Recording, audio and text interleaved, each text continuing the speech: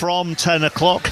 We're going to switch to the F1 next. Austrian Grand Prix qualifying about to get underway. Here's Harry Benjamin. Thank you very much, Mark. Yes, good afternoon and welcome to Spielberg. We're in Austria at the Red Bull Ring for round 8 of the World Championship. Scorching temperatures on a track nestled in the idyllic surroundings of the Styrian Mountains, about 2 hours southwest of the capital, Vienna. And it's Mercedes who looks strongest after practice. Lewis Hamilton and his Ferrari right up there too in an upgraded car, and a tight midfield to watch out for. Qualifying then coming your way in just a few moments' time. Guiding you through every lap alongside myself in the commentary box is multiple Formula E race winner Sam Bird and the BBC F1's correspondent Andrew Benson. Sam, it looks Mercedes' way so far, but after final practice earlier, the margins are small. Margins are very, very small indeed, Harry. Track temperature is up at 52 degrees. It is searingly hot out in Austria today. Mercedes looked on top of things in the last free practice, but nipping at their heels are McLaren and Lewis Hamilton in his Ferrari. We'll come to Andrew in a moment. Just a couple of minutes then until we get the green light on for Q1, but there's been a wicket in the cricket. Ellie Oldroyd. England 350 for 8, still 88 runs behind. Jofra Archer getting a short one from Smith, gloving it to Mitchell at first slip, out for 15. How much can England's tail wag and get them closer to that New Zealand first innings score? 88 behind, 350 for 8. Ball-by-ball commentary over on Sports Extra. Andrew, we mentioned Mercedes there, but what about Hamilton in the Ferrari and his prospects? We're seeing him sat in the garage now in the cockpit of his Formula One car, being fanned to try and keep cool. Temperatures high. Can he challenge today? Well, that's the big question, Harry, because fresh from his victory in Spain, Ferrari have an engine upgrade this weekend to add to the aerodynamic upgrade they had in Spain. They've been lacking engine power this year. They don't think this will bridge the gap to Mercedes completely, but is it going to be enough for them to challenge Mercedes consistently on this sort of track, which is very different from Barcelona? High speed, engine power is important here and at Silverstone in a week's time and at Spa 2 weeks after that. If Hamilton can be competitive at these 3 races, then the title challenge is on. Yeah, it was a landmark victory for Lewis Hamilton just a couple of weeks ago in Barcelona, taking that first win for Ferrari. Could it be a first pole position in a Ferrari this afternoon? Talk of the championship. Let's just bring you up to speed with how the standings lie ahead of round 8. It's Kimi Antonelli, the Mercedes driver, the 19-year-old Italian, who sits at the top of the field with 156 points. He is 41 clear of Lewis Hamilton. George Russell a further 9 points adrift in third, with Charles Leclerc and reigning world champion Lando Norris sits in 5th. Over in the constructors, Mercedes lead the way, 262 points to their name, 72 clear of Ferrari. McLaren third, with Red Bull and Alpine the top 5. So points handed out on a Sunday, but to make your life as easy as possible, Sam, you want to start as high up the grid as you can. As the green light comes on then for qualifying, 22 cars about to head out on this Red Bull Ring. What's the key to tackling this track? The key to tackling this track is you need good braking ability, very good turn-in, and to get great exits. And of course, you need good straight-line speed ability. That is all good and well for sectors 1 and 2, but then you get into sector 3 and you need a car that is able to carry really good minimum speeds through turns 7, 8, 9 and 10. You combine those 3 things, you've got a car quick enough for pole, Harry. Cars heading out onto the track then. You can hear the sounds of the 2 Haas cars, Esteban Ocon and Oliver Behrman, both first out onto the track, and it will be a fairly prompt response from everybody up and down the pit lane. Track temperature heading towards 53 degrees, air temperature above 33. And you can see that, you can see how tentative people are being on their outlap, just looking after the tyre, just trying to prolong that life. We saw at the end of free practice 3 that the tyres are only really lasting 1 lap. People were trying to squeeze out a second lap after a slow cool down, but the tyre just not quite there on that second push lap. And is that because of how hot it is? Are the tyres just melting away after 1 lap, or is it track characteristics that play their hand there? It doesn't help that it's 52 degrees track surface temp. That will definitely take something out of the tyre, but we've seen it here before. It does take tyre life out. This circuit is a bit of a car breaker as well. If you're heavy over the curbs, which you have to be, parts and components on the car can break, and that can damage the floors. This is a really, really difficult one for cars, for drivers. Very, very difficult to get right. Yeah, it is. But this first part of Q1, then just over 16 minutes remain, is really all just a focus on getting through into Q2. We'll lose the slowest 6 drivers come the end of the next 16 minutes. So a focus really on those in the midfield and towards the back. Yeah, I mean, you'd probably say that Stroll, Alonso, Bottas, Perez will be for going out, but it's then a case of can Albon or Sainz squeeze through? Is Ocon or Colapinto, potentially Bortoletto, on the cusp of getting knocked out in Q1? I think the Williams cars are looking very vulnerable here this weekend. Sam and I were just discussing before we came on air, that car has looked wickedly awkward to drive through the last 2 corners, particularly very high speed right-handers, turns 9 and 10, very challenging, particularly turns 9, which is downhill on entry. The curb rushes up to meet you on the exit. It's very easy to get that wrong. Both Albon and Sainz had very nasty moments through those 2 corners in final practice.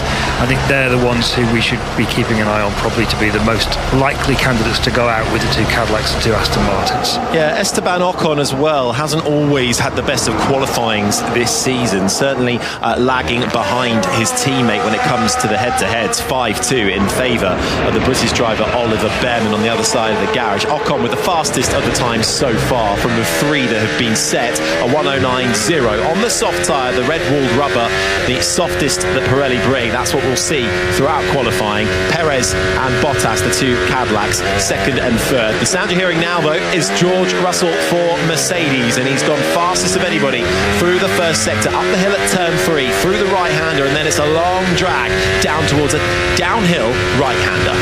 Yeah, and using a lot of engine braking up into turn 3, getting his downshifts done mega early was George Russell. Now powers out to turn 4, through turn 5, and it's just one down change through into turn 6, squeezing back on the power all over the curbs. Then you turn in on the curbs. This is where Kimi Antonelli was so strong in the middle phase of free practice 3, back on the power hard. And now for George Russell, he's only got the last 2 corners to negotiate, slings it into turn 9. The Mercedes working very nicely in this section of the track. Both him and his teammate exchanging fastest sector 3s, and it is across the line, and he's 7 tenths clear in a 107.811. Yeah, his teammate still in the pits, but Hamilton, the 2 McLarens, the Ferrari of Leclerc and the Red Bull of Verstappen all out on track at the moment, just gearing up for their first flying lap. But it is Russell clear of the next best, which is the Audi of Nico Hülkenberg. I think that if Max Verstappen and that Red Bull, if they could sort out the turbo lag issue that they've got with their car, I would put him in for the fight for pole position around here.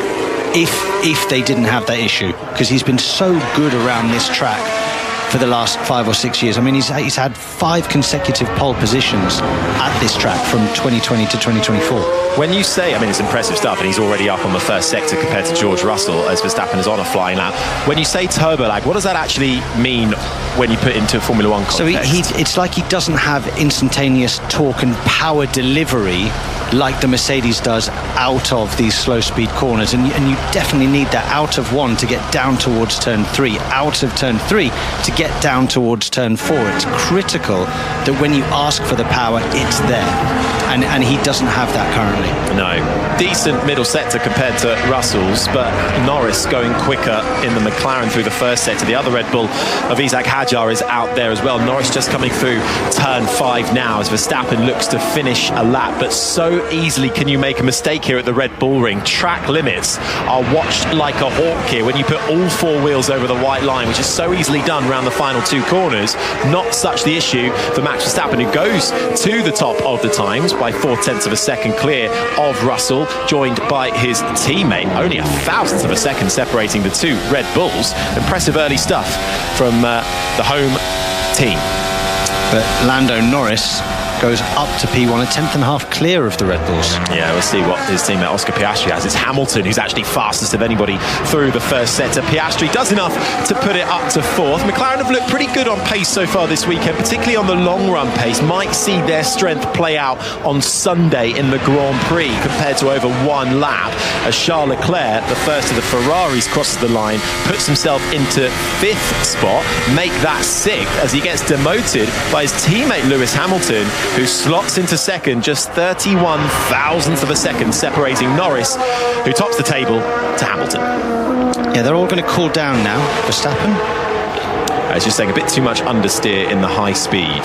So, I mean, it's been one problem after another for Red Bull since they came out the garage on Friday. Yeah, we're watching Colapinto now, out of the final corner and to the line. What's that going to do? P9. So we've had some early indications on the pace. The only one that hasn't really troubled so far, or hasn't given us a lap time so far, is Kimi Antonelli. He's now midway through Sector 2.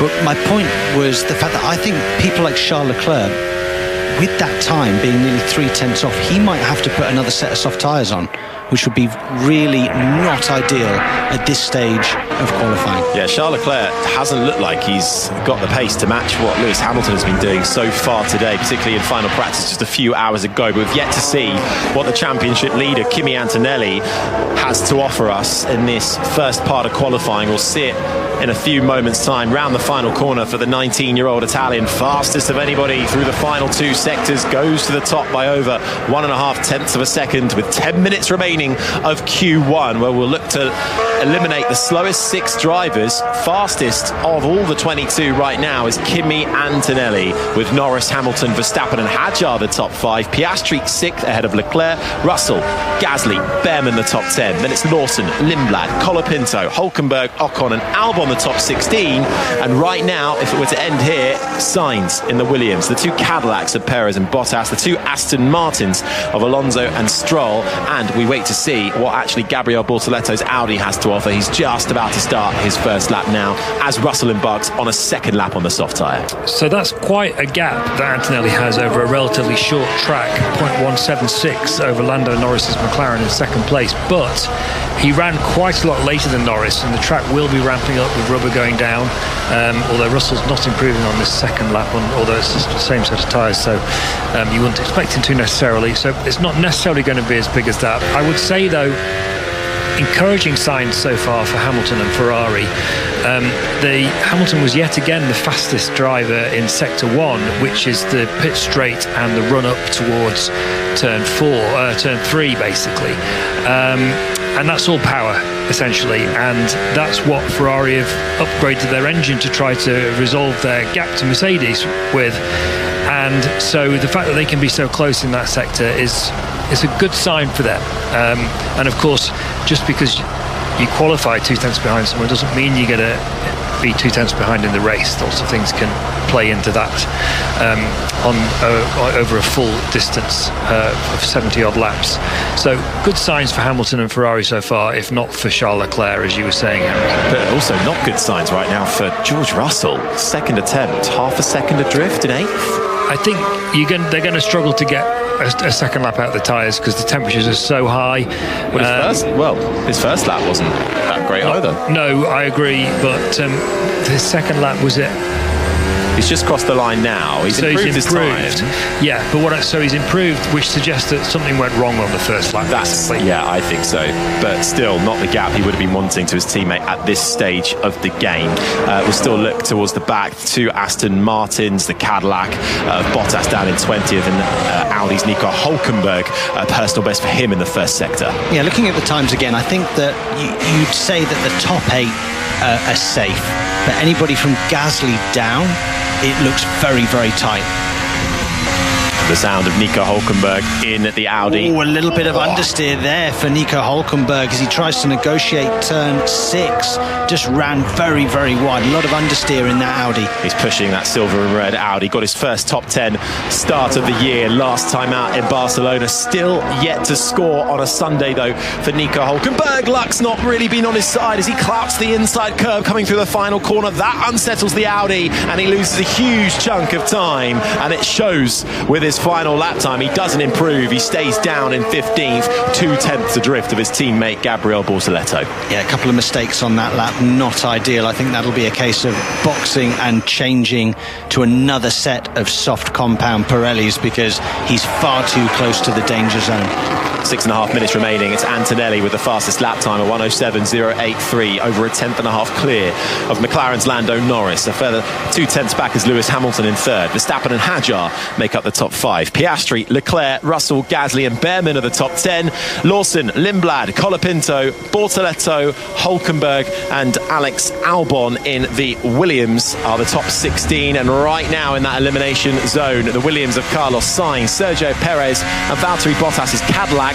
Esteban Ocon in the Haas down in 20th and the 2 Aston Martins languishing at the back. Alonso ahead of Stroll. Still time though to improve out on track. Before we do that, let's head over to the rugby and get an update. Matt Newsom. Yeah, Hull FC 4, Wigan 0, and the in for Wigan find themselves behind. Beautiful wraparound play, fed Lewis Martin out wide and he torched in to score. Hull 4, Wigan 0. And over to the cricket, Ellie Oldroyd.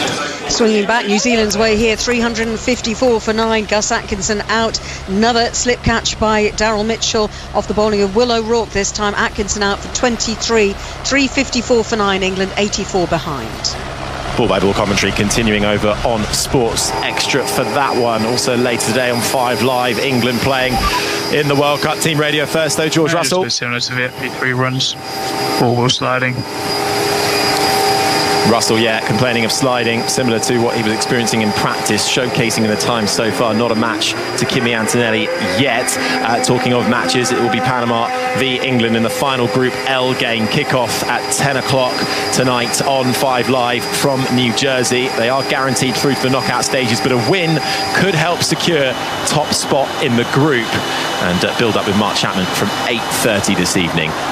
Back to the F1 though, here in the Red Bull Ring in Austria with just over 4.5 minutes left of Q1, where we look to eliminate the slowest 6 drivers in the field, and certainly the top 4 with Antonelli, Norris, Hamilton and Max Verstappen out of the car. Sound doesn't look like he's going to be in a rush to finish off this part of Max qualifying. Verstappen out of the car, so he will not be taking part anymore in Q1, but he is safely through for now. So just catching a break, maybe having a little bit of a hydration break, speaking to his engineer, and he'll go again in Q2. Shiny new boots for Williams with both drivers on the cusp of elimination. Albon 16th, Carlos Sainz down in 17th. It's been a rough European ride so far for the Williams F1 team. They've been disappointing this year. Everything was pointing towards 2026 for Williams, and James Vowles spoke about that in pretty much for the last 2 years, hasn't he, Benny? Gone on about how Williams were going to progress this year, and this was going to be their time to really rubber stamp them being back at the sharp end of Formula One, but it just hasn't happened. It's very disappointing in that context, Sam. You know, this was the second year out of 3 where they struggled to get their car ready on time. It's significantly overweight. James Vowles, the team principal, has been talking about blaming that on the factory being tested to it beyond its limits with the construction of this new car for these new rules, but he's been in the post for 3 years now. You have to ask the question, why was the factory being tested beyond its limits to the extent that it would affect them so that the car's something like 30 kilos overweight at the start of the season, in the context of a team, as you say, that's been talking about 2026 being the start of their, the real beginning of their return to the front, and of a team that finished 5th in the Constructors' Championship last year and has the best engine. It's just not acceptable, really. fifth last year in the championship, 8th as it currently stands, with their last points finish coming in Monaco just a few races ago. So it looks like it's going to be another tough weekend for Williams. A chassis change coming into Austria for Alex Albon off the back of a particularly grim Barcelona just a couple of weeks ago. We'll see if they can find anything to haul themselves outside of the bottom 6, which currently Carlos Sainz is in, along with Perez, Bottas, Ocon, Alonso and Stroll. But those who are feeling at risk, pretty much the majority, bar the top 3, all heading out again with the final 2 minutes underway before we decide who progresses through into Q2. Lots of eyes on the rear of, is that Oscar Piastri's car? Piastri's on track. Okay. Yeah, looking at the rear left, the tyres are off, up on the jacks for Lando Norris. He's safe enough at the moment with second. There have been lots of reliability problems at McLaren this year, of course. Let's hope it's not another one of those. Yeah, they started the weekend with a reliability issue, fixing a hydraulic leak on Lando Norris's car, which prevented him from the majority of free practice 1. Antonelli's gone back out again. This is the sound of Franco Colapinto, the Argentine who races for the Alpine team. He's actually been on a decent run of form as the 23-year-old from Buenos Aires. Out-qualified Gasly in 3 of the last 4 races. At the moment, though, he is behind him. He's down in 13th. Personal best through the first 2 sectors. Round the final corner, can he progress up the racks? Up into 9th for Franco Colapinto. Esteban Ocon, though, in need of a good lap. He's down in 20th place at the moment. The Haas man does improve and gets himself out of the elimination zone up into Q1. Let's head back to Trent Bridge. Ellie Oldroyd. England all out, 354, 84 runs behind still. Josh Tongue last man out for 2. England would have been hoping to get an awful lot closer to New Zealand on first innings when they started today, just 2 wickets down. But 354 all out England, 84 behind. Last 20 seconds of Q1 here in Austria, ahead of the Austrian Grand Prix. Lindblad progresses up into 8th spot. Nico Hülkenberg's in trouble in the Audi, along with the Williams of Alex Albon, who I don't think is going to get another go at it. He was sliding his way over the final corner, looking all out of sorts. His teammate Carlos Sainz has progressed through up into 15th, but for the 2 Audis here, who have looked strong at times, important to find themselves up in the midfield pack. Bortoleto is the first, the Brazilian. He crosses the line, takes the checkered flag up into 12th. Ocon improves but stays down in 15th for Haas. Nico Hülkenberg, is he going to be out of Q1 here? Personal best through the first 2 sectors. Across the line he improves and just gets himself through into Q2. That puts Carlos Sainz and his teammate Alex Albon, look like they're both falling by the wayside here. No one really improving down in the bottom 6 positions. The 2 Cadillacs vying to out-qualify one another. Perez at the moment winning that battle. Russell crosses the line, improves, fastest of anybody in the final sector, takes 5th place as Bottas crosses the line for Cadillac in 20th, losing time, and Perez out-qualifies him in 19th. Crucially, both Cadillacs ahead of Aston Martin, but that is now the 6th time that Sergio Perez has out-qualified his teammate Valtteri Bottas, who is 6-2 down in the standings. But I think the big losers from that one, Sam, although not entirely unsurprising, the 2 Williams drivers, Sainz and Albon. Yeah, not surprising at all. We've just spoken about it, haven't we, that their car looks an absolute handful, and I think Carlos Sainz is not a happy bunny right now in that Williams car, that is for sure. As the track falls quiet while we get ready for Q2, here's Alonso. Yeah, was a good lap. And yeah, not what we want, but not too far. We're getting closer. He was 9/10 off of Valtteri Bottas's Cadillac. It's just, I don't know what Alonso's doing with that statement. 9/10 is not close, is it? And that's certainly not too far to be from the Cadillac team. He's out-qualified his teammate Lance Stroll by 4/10 of a second or so. He's obviously planning on starting another 42 race run of being ahead. We've got to restart that now, hasn't he? The one race I miss. But you didn't miss it, Harry, did you? No. But we called it, didn't we? Both Williamses, both Cadillacs and both Aston Martins out, and both Albon and Sainz had more or less the same exact moment coming out of turn 10. Big oversteer over the curb, and we're just watching a replay of it as well. That car is not in a happy place in those two high-speed corners. I think Alonso's message is more to everybody back at the Aston Martin factory, just kind of like a G-up. Like, he knows that the mood in the camp is dismal, and he's done what he would consider a good lap given the circumstances, and him saying we're getting closer, it's something positive for them to cling to. Well, that's all that is. They are 2 races closer to the upgrade that's coming at Spa, aren't they? I guess that's what's coming closer, and that's going to be probably the defining moment of their season, how that upgrade performs. But he's taking that by the scruff of the neck, taking the team and going, come on, like let's keep moving forwards. He's saying, I'm still fighting, you should be fighting exactly. too. Exactly. He's being a good leader of men with that statement. That's what that was. No pressure then on this big upgrade coming in a couple of races' time for Aston Martin. But the upgrade isn't going to take them to the front. No. Like for people that support Aston Martin, I'm sorry to say, you're not going to see them fighting the Mercedes. It will take them closer to Cadillac, or maybe just in front. But they're not in a position yet to be fighting for points. No, they are not, and lining up in 21st and 22nd their cars will be for the Austrian Grand Prix tomorrow. Fernando Alonso ahead of Lance Stroll. They're just waiting for the second part of qualifying to unfold here at the Red Bull Ring. We'll be back to World Cup chat here on 5 Live a little later on this evening, 6:30 World Cup football calls with Ali Bruce Ball and Chris Sutton, and a World Cup 6:06. And then from 8:30 Mark Chapman will be building up to Panama against England in the final Group L game. Kickoff at 10 o'clock live from New Jersey. England are guaranteed through to the knockout stages, but a win tonight could help secure that top spot in the group. Meanwhile, the grandstand's absolutely packed out in the Styrian mountains that surround this Red Bull Ring, formerly the A1 Ring, the Österreich Ring, Zeltweg. Sun cream manufacturers would have done well today, wouldn't they?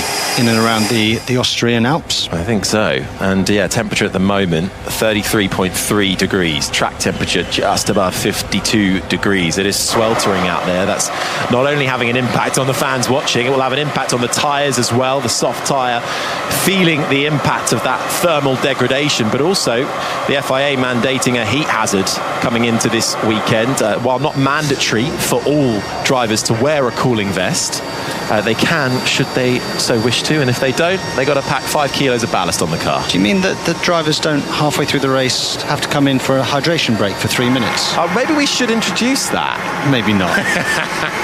Anyway, we just saw a little clip of Charles Leclerc. Now, there's a driver I think that needs a good result this weekend, because he's coming off the back of 3 or 4 fairly average weekends by his talent levels. So we see Gabi Bortoleto there running wide. Did his best to not get through with that final lap. He's made it through, but a couple of leery moments on his final push lap. But he's safely through to Q2.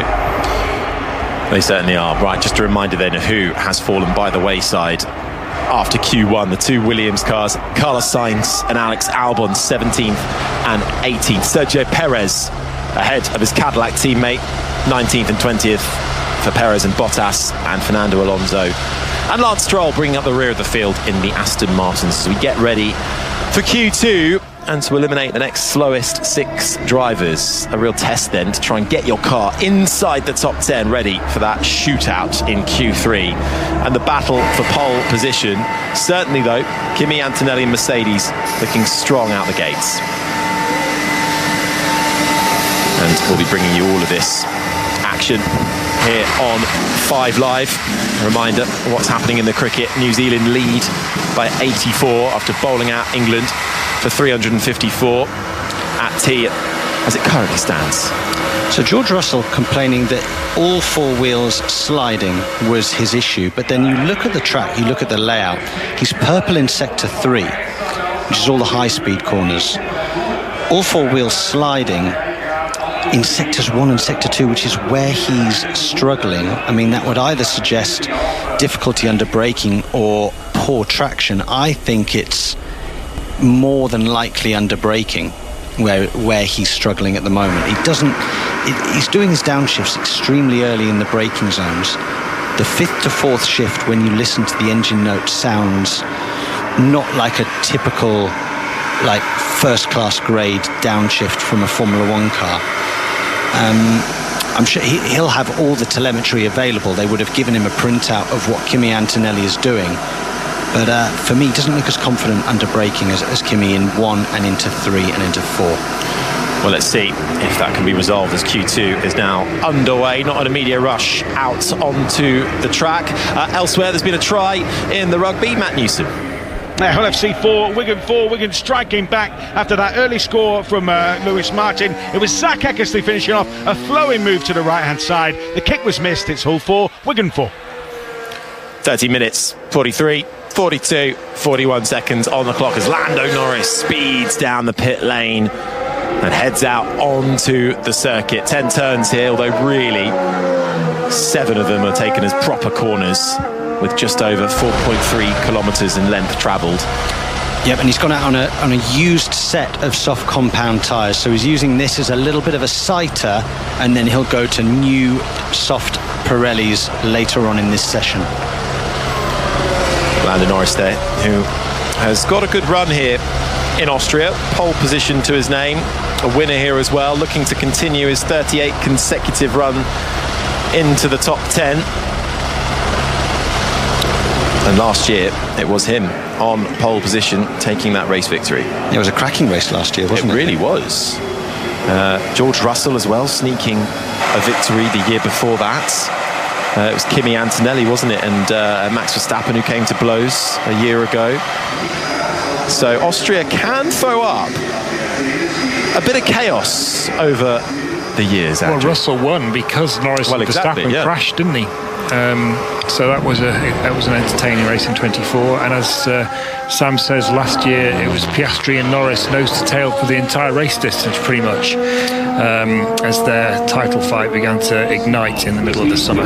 We also saw Lewis Hamilton and Nico Rosberg come to blows here on the final lap all those years ago as well. So this race can be really exciting and go down to the wire. Well, you could overtake Verstappen and Leclerc as well at turn 3 in 2019, was it, I think?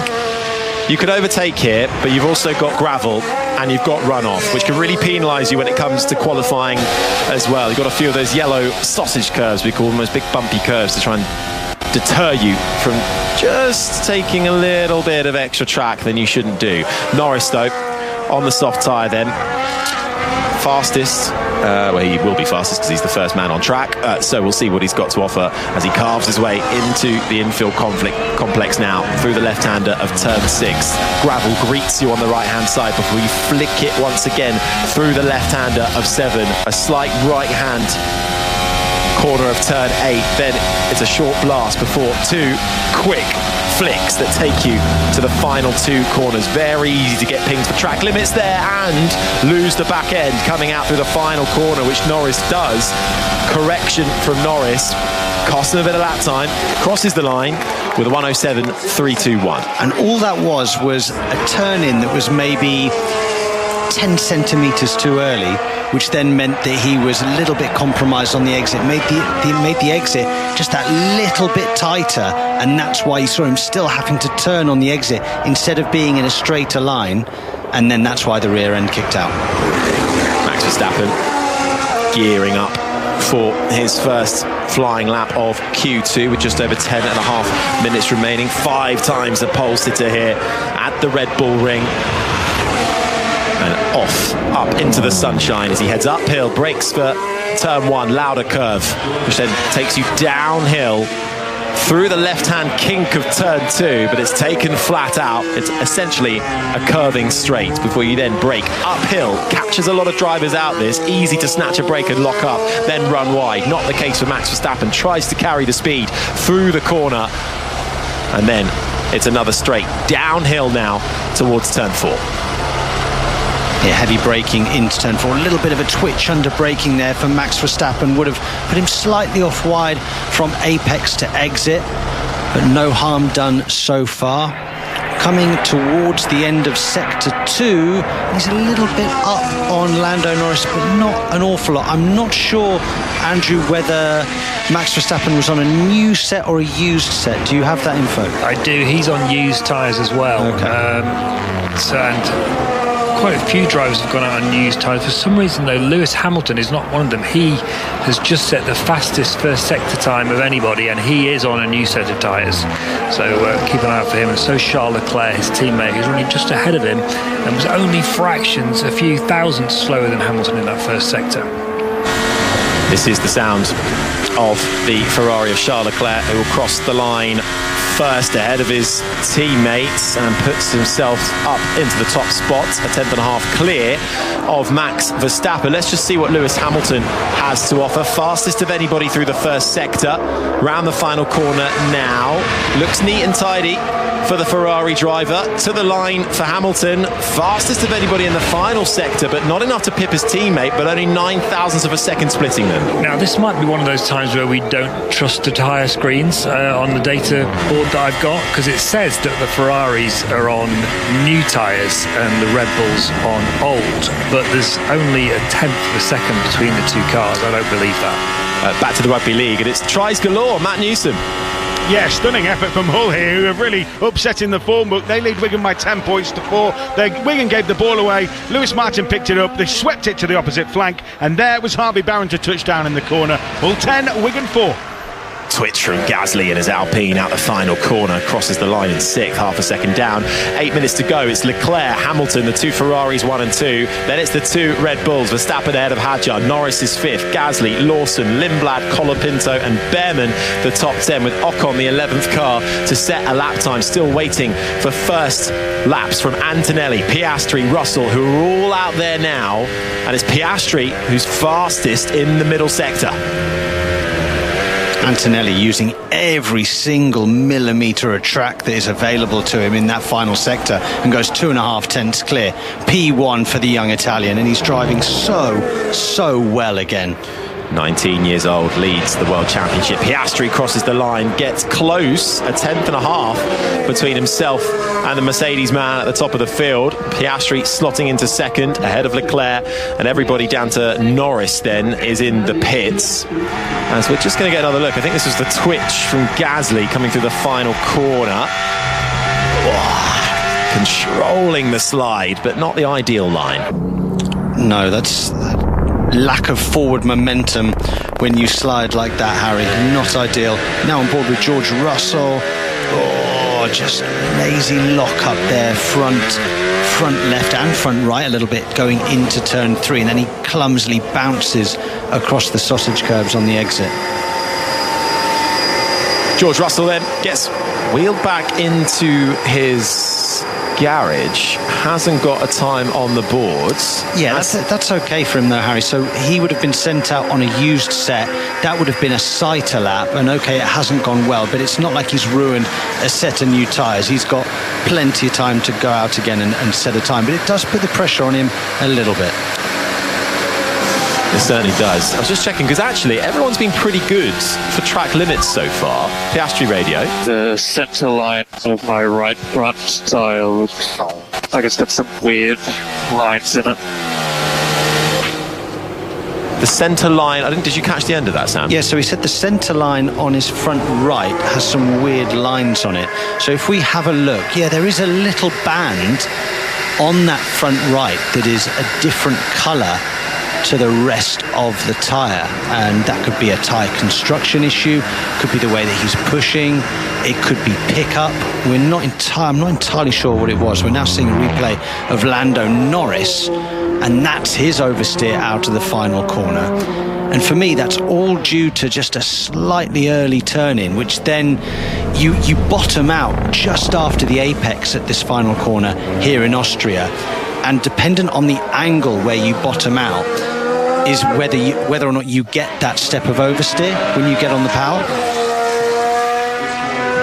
And certainly then wanting to get that sorted out. His teammate Lando Norris back out on the track with just under 5 minutes left to go. Antonelli currently with the benchmark time. Those at risk: Bortoletto's Audi, Colapinto's Alpine, the Haas of Ollie Behrman, the other Audi of Hulkenberg, the other Haas of Ocon, and as we've been mentioning, George Russell yet to get a lap time on the board. He's out on track now, so we'll see what he's got to offer in these closing stages. It's an early tee for England and New Zealand on day 3 of the 3rd test, by the way. George, just drive. As Toto Wolff tells George Russell to just drive. New Zealand lead by 84 after bowling out England for 354. Here, though, for the Austrian Grand Prix qualifying, we're into Q2 in the final stages. That's a really interesting remark from Toto Wolff. He very rarely comes on the radio in a Grand Prix, let alone a qualifying session, and that suggests that he feels that George Russell, to me it's saying that he thinks that George Russell's got in his own head almost, and he's focusing on all sorts of problems with the car that doesn't sound like Toto Wolff really believes are actually there. But Russell certainly has not had a good qualifying session so far. He was about half a second off Antonelli in the first session. He's just messed up his first run in his second session by going wide at turn 3 with a locked front brake.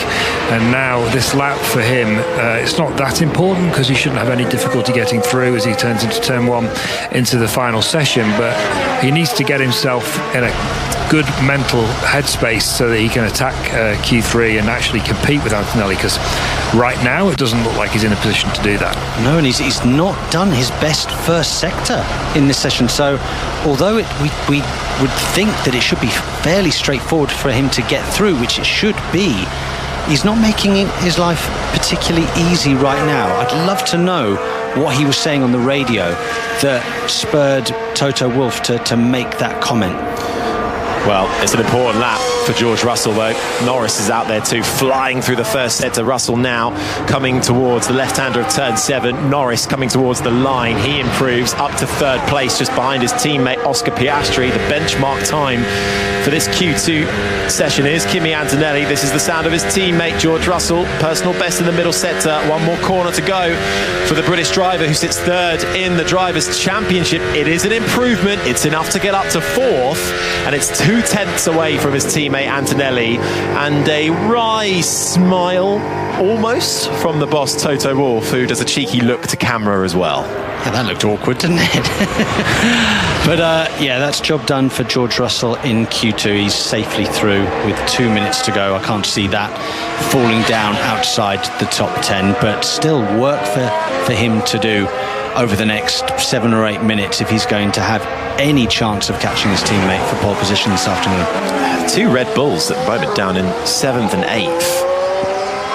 Will be, well, I suppose that's kind of where they have been so far this weekend. They're only ahead of Gasly and Lawson, who have made a habit of being the best of the midfield and getting those cars up inside the top 10. Lindblad's just outside 11th, Bortoletto 12th, Colapinto, Behrman, Hulkenberg and Ocon towards the back. The 2 Hasses have had a bit of an anonymous weekend so far. See if they can find anything, but just a minute and a half to go then. The 2 Ferraris are our focus right now. Charles Leclerc, personal best through the middle sector. Hadjar in the Red Bull is improving in the first sector. Kimi Antonelli's back out on track in an out lap. Should be able to get one final lap on the board should he feel the need to do so. Leclerc crosses the line first, down on time, and doesn't improve, stays 5th. Lewis Hamilton on a good lap though, great middle sector, only half a tenth off of the fastest time so far, only moves up to 5th. I mean, he's safely through, but he lost time in that final sector. Maybe Ferrari are just holding back that final turn on the dial for this new engine upgrade, and they'll flick it up to 11 for Q3. But right now, searching a little bit for time. Hadjar improves up to 7th. Lawson, nice tidy lap from the Kiwi in the Racing Bulls. Can he be joined by his teammate through inside the top 10? 2 Racing Bulls once again. At the moment, they can. And they're ahead of Max Verstappen, who's in the pits. And down in 10th, Pierre Gasly's still out there. Esteban Ocon's having a decent run of things as well. Is Verstappen at risk here of being knocked out of Q2? His teammate is up in 7th. Ocon crosses the line, improves to 12th. Hulkenberg and Bortoleto are both out there as well. Behrman nearly does it, only 11th for the British driver in his second season. Nico Hulkenberg looking to make it back-to-back Q3s. He can't do it. It's 13th place for the German. Gasly at the moment is 0.02 of a second quicker than Verstappen through the middle sector. Bortoleto gets close, but not close enough. It's 11th place for the Brazilian. Could Gasly knock his old teammate out here? The Alpine driver coming around the final corner now. The Frenchman to the line and almost does it, but just misses out by less than 0.5 of a second. Gasly 11th, which just about saves Max Verstappen's bacon.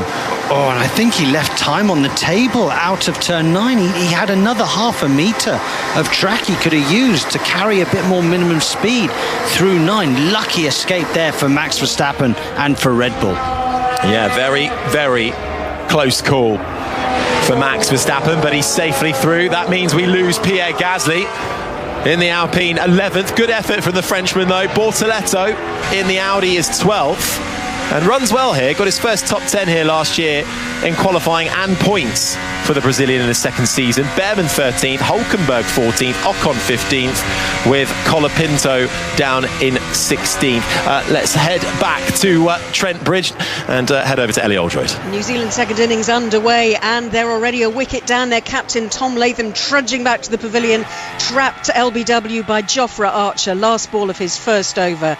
And after that 317 run opening partnership in the first innings, it's not happening again. It's 4 for 1 New Zealand. England, New Zealand then back in play. Ball by ball commentary over on Sports Extra. We'll continue to give you updates here on 5 Live as we now head towards the final part of qualifying for the Austrian Grand Prix Q3, the top 10 shootout and the fight for pole position. And there's one man, Sam, that has been at the top of the times pretty much all weekend long, and it's Kimi Antonelli and his Mercedes. Yeah, looking dominant, isn't he, around this track? Just so fast at the moment with so much confidence. And you almost feel for George Russell because it's just relentless pace from his teammate. And George Russell's got to be sat there thinking, what can I do? How can I improve this form? Because right now, it's all about Kimi Antonelli. We're going on board now with Franco Colapinto, who qualified 16th. And yeah, massive mistake in turn 1, which is why you saw him the best part of a second off of his teammate. You know, Franco Colapinto's actually qualified quite well this year, but that's one that he will look forward to forgetting.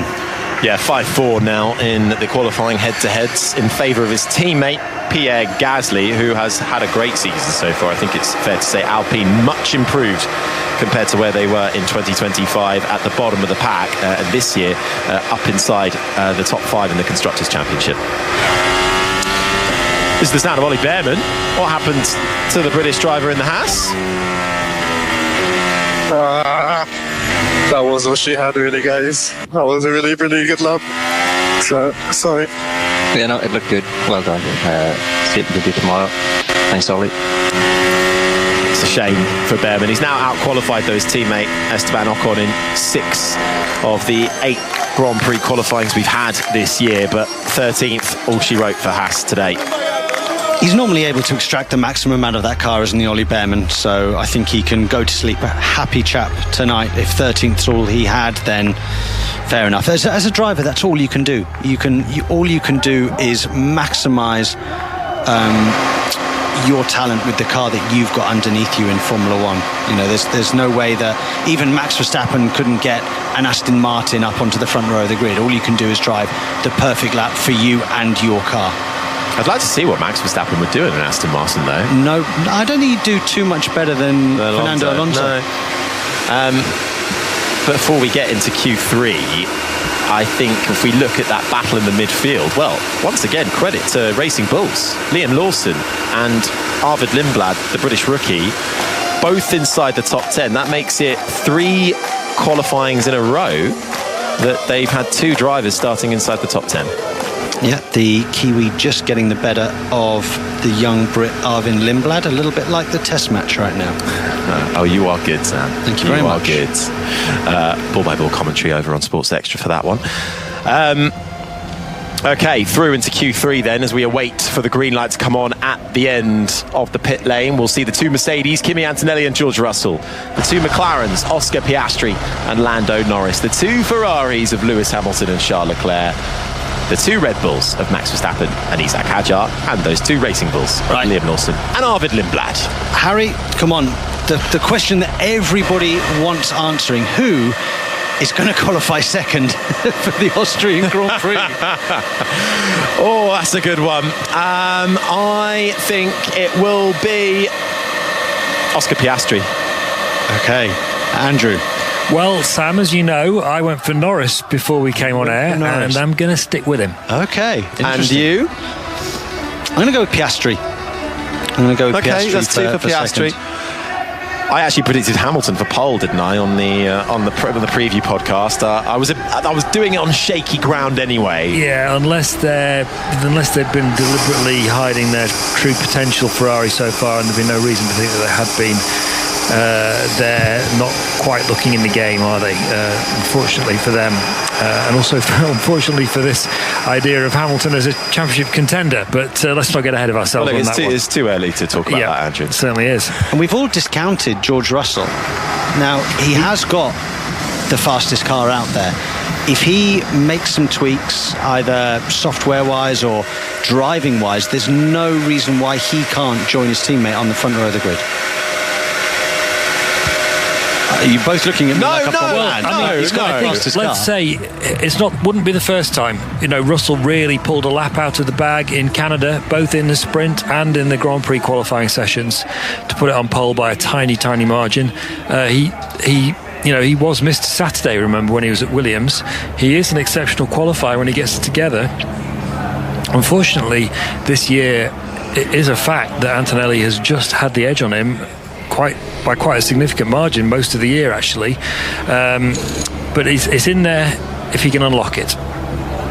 Well, we're only a few moments away from finding out if they can unlock it or not. But for George Russell, he's never qualified higher than 3rd place here back in 2024. And for Kimi Antonelli, it's only his 2nd visit to Austria, racing in Formula 1. Qualified 9th here last year and had the crash as well for his race run. Well, he crashed here in F2, he crashed here in F1.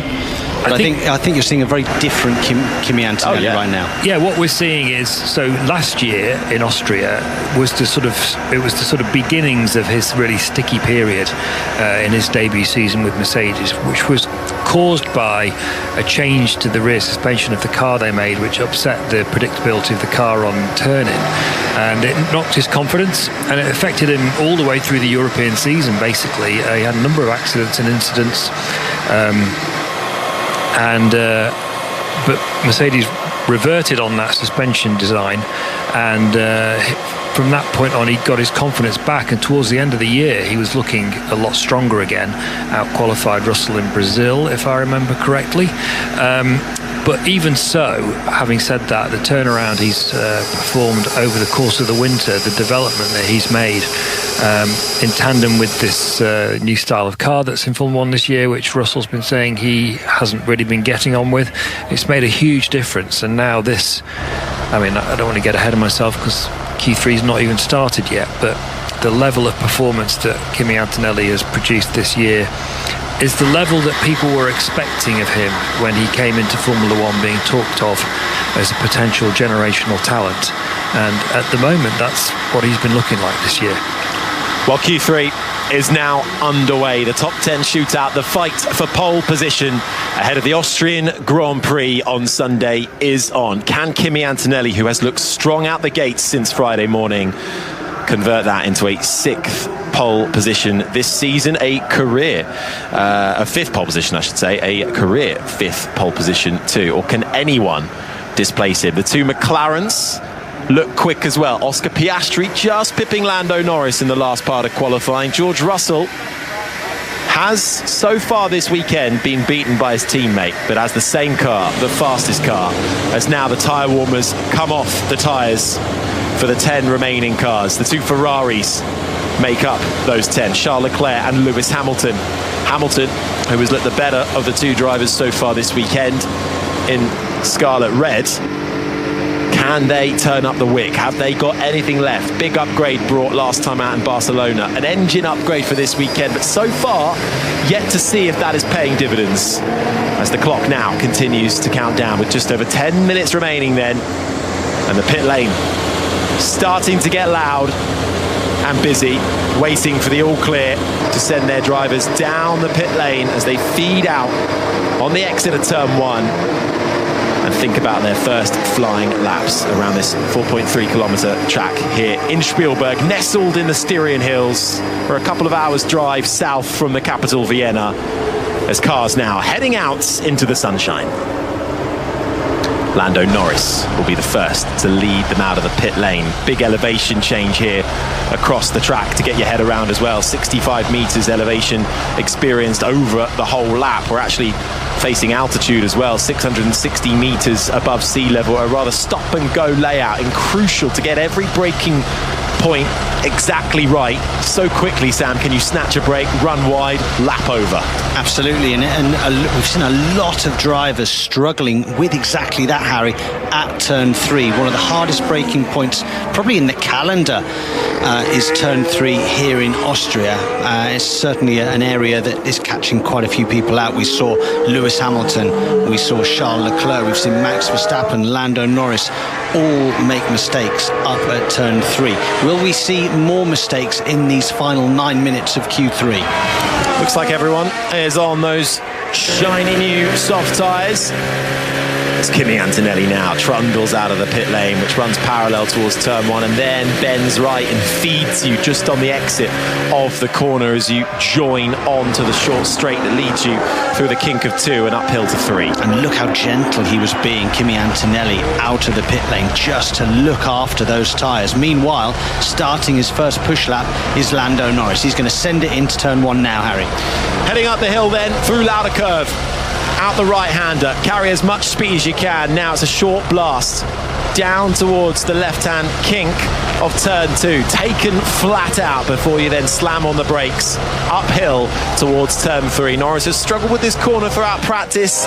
Didn't look like the smoothest line through there, Sam. No, it looked like an early entry, which then meant a wide exit. Looked like he was struggling to get on power due to that, just running out of room a little bit. He's now down into turn 4, negotiates that one okay, buries the throttle and then exits smoothly through turn 5. What's he got in the middle sector as he negotiates turn 6? I mean, he's fastest right now. That's to be expected. He's the first car on track.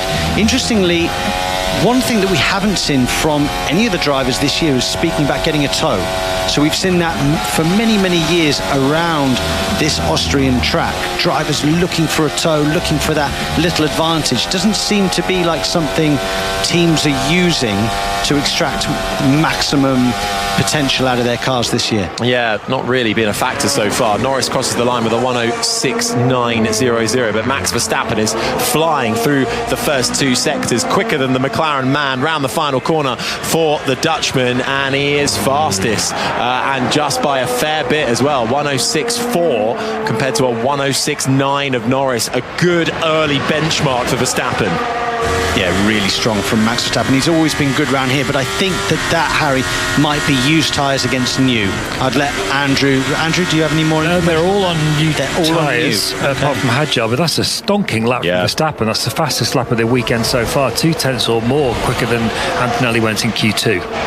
Where's he been hiding that? Max Verstappen. Leclerc pops up to 3rd. Norris now down to 4th. Hadjar in 5th. Lindblad in 6th as the first lap times come over the board. Antonelli and Russell, the 2 Mercedes drivers. Kimi Antonelli's been leading the way so far throughout these qualifying sessions. He's about to cross the line now. Fastest of anybody through the final sector. And to the top of the times by just over half a tenth of a second. A 1:06.414. What about George Russell across the line? 2nd fastest. And it's tight though. That's more like it from Russell, less than half a tenth, again separating the 2 Mercedes drivers. I'll tell you what, from a mindset perspective, that will really, really help George Russell. He'll be going into this second set of tyres thinking, can I go for a second lap? Negative. Oh, he's supposed to have a bank at fuel. Why? So Hamilton hasn't got a lap time on the boards. Was there a mistake on that first run? We're getting a look at it again now. Up the hill towards turn 3. Runs deep. Just runs too deep, and we said that was the problem corner for a lot of people. But going back to George Russell and the mindset thing, the fact that he's been so far off Kimi Antonelli most of the weekend, and now all of a sudden when it matters he's got within half a tenth. He might just be smelling a little bit of blood in the water there. Not that Antonelli's wounded, but that will give him a lot of confidence going into this final run. The top 3, Antonelli, Russell and Verstappen, all separated by just over half a tenth of a second. Then it's another 2 tenths back to Oscar Piastri's McLaren in 4th. Leclerc in the Ferrari is 5th, ahead of Lando Norris in 6th. Isaac Hadjar 7th. The 2 Racing Bulls, Lawson ahead of Lindblad 8th and 9th. And then Hamilton, well, leaving it with it all to do. 1 lap is all he'll get to set his grid spot ahead of 71 laps of the Austrian Grand Prix on Sunday. And he wasn't particularly happy. He was expecting or hoping that Ferrari had fueled him for an extra lap in case he needed it, and they hadn't. The reason why they hadn't is the times are so tight round here. Every half a kilo of fuel is effectively lap time lost. So Ferrari have correctly, I think, fueled him for the right amount of laps. He's made a mistake and he wanted to do an extra lap, but there wasn't enough fuel in the car to do it. And the issue there for Hamilton is the risk-reward balance that he can afford to take on this final lap. So for Antonelli, Russell, Verstappen, Piastri, Leclerc ahead of him, and Norris is not in great shape in 6th place, but they've all got a decent grid position guaranteed already, pretty much. Hamilton, if he makes another mistake on his second qualifying lap, he's going to be starting 10th. So he has to just be a little bit more careful than the others who can really throw caution to the wind on this final run. Just over 3.5 minutes then left of qualifying, as all 10 cars are back in their garages, just waiting to feed out. But a stonking first lap from Max Verstappen, fastest through the first and the middle sector. Kimi Antonelli, fastest through the final sector. And Verstappen leaving it late in the day to show Red Bull pole challenging pace, but finding it when he needs to. As the engines fire up, Lewis Hamilton sent out of the shade from his garage into the sunlight of the pit lane. Sun shining over the Red Bull ring. Air temperature 33.4 degrees. Track temperature just nudging 51 degrees. With a heat hazard declared for Sunday's race. Drivers dealing with hot temperatures. But now it starts to hot up. 1 final lap now on track to set your grid spot. Who will be on pole position for the Austrian Grand Prix? You can overtake here. It's not the be-all end-all qualifying, but it certainly makes your life a lot easier. And Kimi Antonelli, George Russell and Max Verstappen not rushing out on track. Piastri, Leclerc, Norris, Hadjar, Lawson, Lindblad and crucially Hamilton all out on the circuit, getting heat into their tyres and gearing up for Lewis Hamilton, what will be the only attempt he has at setting a lap time after a mistake on his first run. As Max Verstappen now heads out on track. Lots of Red Bull support here, as you could imagine. The home of the Austrian team. No further investigation on Arvid Lindblad, who was under investigation for an unsafe release into the pit lane. So Racing Bulls can breathe a sigh of relief for the British rookie, who's going very well so far, along with his teammate Liam Lawson. Looks like they should be rounding out the top 10. But let's see if there could be any upsets along the way as Hamilton gears up now for his final flyer. To the top at turn 1, uphill incline. The front and rear wing both slam shut under braking. Up and over the crest of the hill. Now heading downhill towards the left-hand kink of 2. It then starts to pitch you back uphill. This is where Hamilton made the mistake last time around. He's almost half a tenth up on Kimi Antonelli through the right-hander of turn 3. It now starts to pitch you back downhill. Straight line mode activated once again for the 7-time champion. The rear wing and the front wing close through the downhill braking zone of turn 4. Runs a little out wide on the exit. Gravel waiting to punish him. He straightens it up, but his teammate Leclerc flying and going even faster through the first sector, carving his way now through the double left-handers of 7 and 8. In the middle sector is Lewis Hamilton through the right-hand kink of turn 8. Just 2 more corners to go for Hamilton, leaving it all to do. It was a first win for Ferrari in Barcelona last time out. Could it be a first pole position in Ferrari for Lewis Hamilton? Round the final corner to the line, and his provisional pole for Lewis Hamilton, but Leclerc is flying. Leclerc is flying. There's green sectors and purple sectors being thrown out everywhere from the top 5 or 6 drivers. Leclerc into the final corner, got a bit of a gap to Hamilton in terms of lap time. What is it across the line? And it's fastest. Charles Leclerc on provisional pole. He takes it by 0.5 of a second. Can anyone find more time? It's a Ferrari front row lockout right now. The McLarens are down on time. Max Verstappen in the Red Bull, fastest of anybody through the middle sector. We'll look for the 2 Mercedes as well as Max Verstappen slides out of turn 9 and into the wall across the gravel. That is section over for Max Verstappen, but nobody else can improve.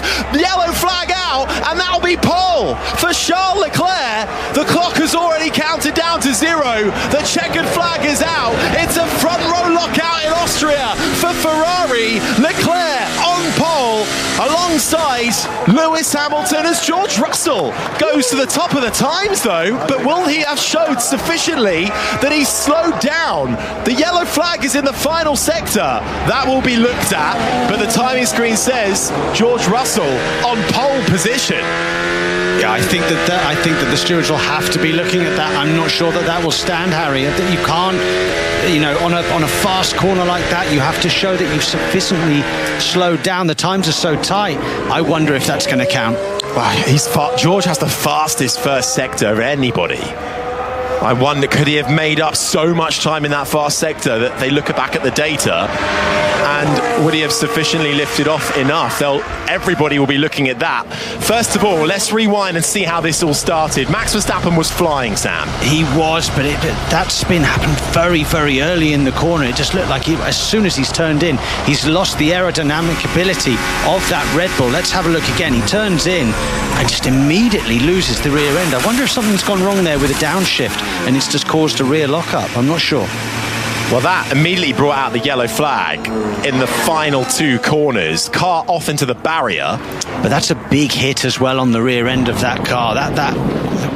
You could be potentially looking at a gearbox change and all sorts of stuff at the rear of that Red Bull in preparation for tomorrow's race. That's a big hit. So I'm looking at the timing sectors here, guys, and Russell's best sector 3 time was set in that last lap.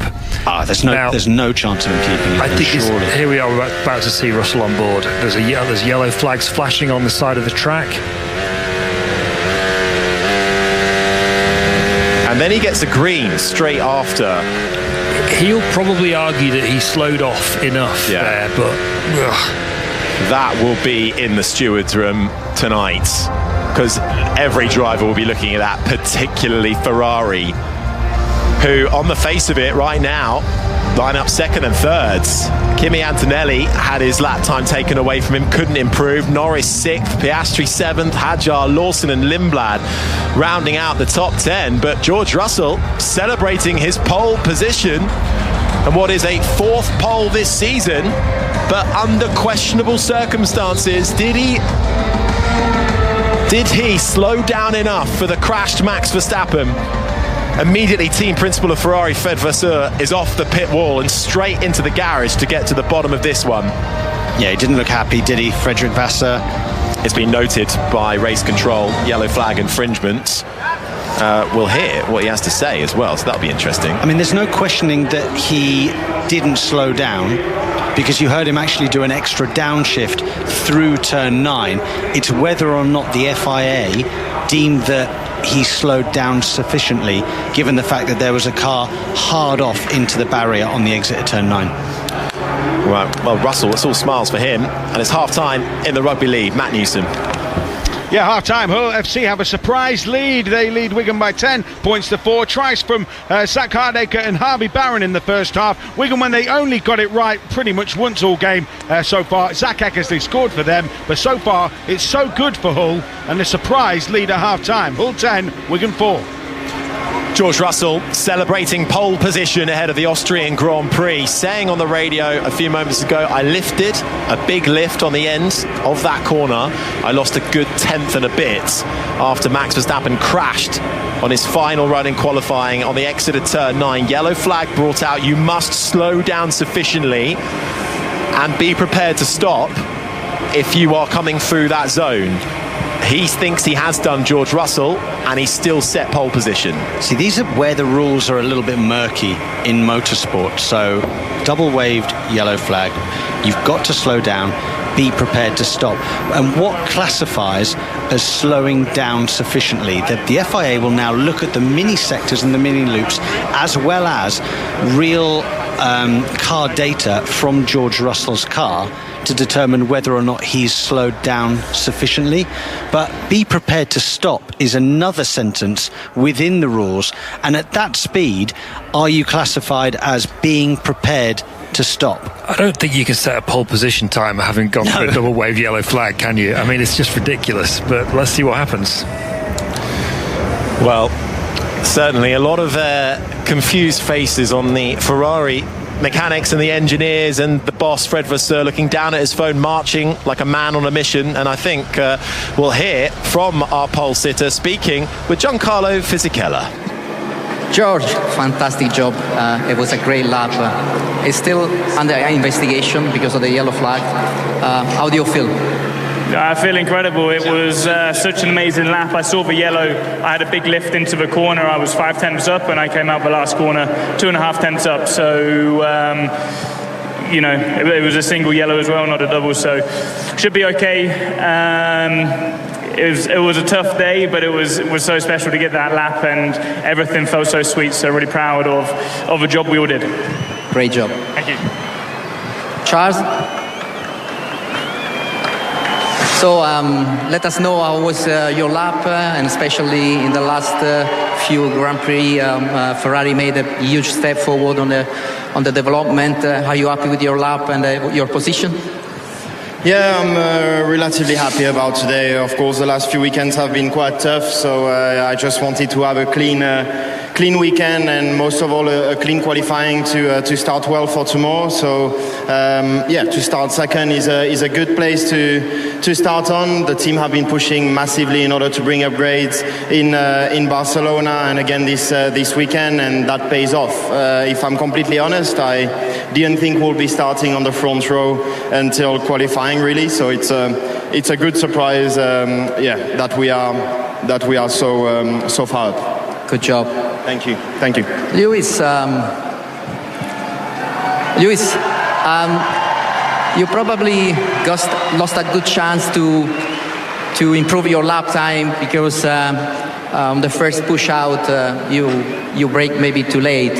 You think it was possible to be better than third?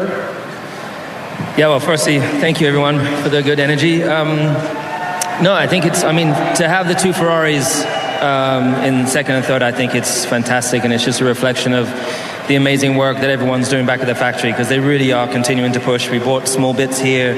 Obviously, they worked hard to upgrade our engine for this track, so I'm just really proud of everybody, because you could just see how hard everyone's working, and it's really starting to pay off. I think my Q3, the weekend had been looking good in Q3 1-1. My mistake and didn't get the first lap, so then that always affects the second lap. But nonetheless, even just to be still that close, given that I didn't get the first lap, I'm really happy for that. Great, good job. Cheers. George, back to you. It's going to be very hot.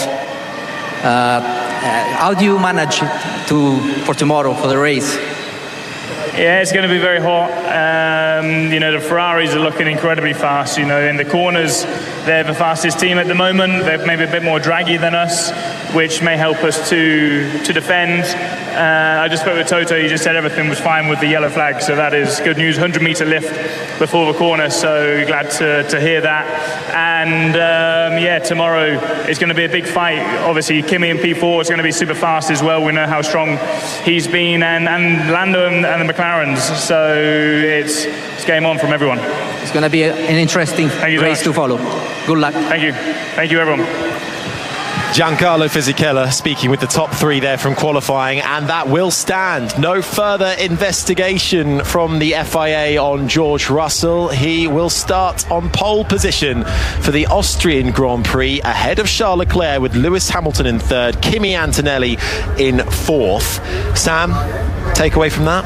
Well, the fact that we know nothing, and we all got that wrong, didn't we? Well, crucially, I thought he said single yellow was the interesting terminology. I think he clearly knows the rules extremely well, exploited them very well. He's an intelligent bloke, George Russell. That rule is there. He's thought about it and delivered when it mattered. We didn't see him showing any signs of threatening for pole position, but he's done it when it counted. He certainly has, as he signs his trophy. Andrew, reflections on that chaotic end to qualifying? Well, I mean, my first question is, how can it only be a single yellow flag when there's a car in the wall at 140 mile an hour corner? Very good question.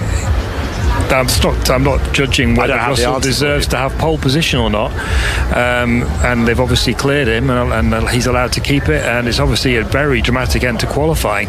But I think particularly Ferrari are going to have some serious questions, and let's see, there might even be a protest, who knows. Yeah, well, for now though, Russell has pole position to his name. His teammate Antonelli backed out of his lap and aborted it, so fourth on the grid. Max Verstappen, if they can get that car fixed up and ready in time for the race, presuming they have to take no big action on the rear of that Red Bull, is fifth, ahead of the two McLarens, Norris and Oscar Piastri. Hadjar eighth, ahead of Lawson and Arvid Lindblad. We're just going to get another look at this. So Verstappen goes off, and it's a heavy hit, and you would expect that to be double yellows. Then George Russell comes through, heading towards the corner. The yellow flag is flashing, single yellow flash, and then right on the exit of 9, it's green. He says he lifted. That's been validated by race control and the governing body. The pole stands. I mean, he definitely did lift. You heard him, and he didn't carry quite as much minimum speed through the corner. And the rule with the yellow flag is that you can't go quicker in that mini loop or mini sector. So you can't improve your sector time. You can't improve that mini loop sector time. And that's what he's delivered. He did enough in sector 1 and sector 2. But I tell you what, Ferrari will be looking to the FIA stewards to say, look, hang on, that's not quite on. What I'm slightly confused by as well, on our race control screen at 17:08, it says car 63, which is George Russell, lap deleted for a double yellow at turn 9. So A, that's indicating it's a double yellow. B, it says lap time deleted, yet the pole stands, which I can't quite get my head around. And Antonelli also had his lap deleted. So did Lindblad, Piastri, all at 17:08 local time. So that's going to be a curious one that we're not going to get an answer to now. And what we're going to do is we're going to record a podcast. That's what we're going to do. We're going to do a checkered flag podcast, and we're going to look back at qualifying. I think we might be waiting to record that, don't you, Harry? If we talk long enough about what's happened, then hopefully we'll get a result in. I'll tell you what, for now, Ellie Oldroyd, you can save us, and we'll send you over to Trent Bridge. Absolutely. Thanks ever so much, guys. Any more updates, of course, we will bring them to you here on 5 Live Sport on a Saturday afternoon. I'm at Trent Bridge, where New Zealand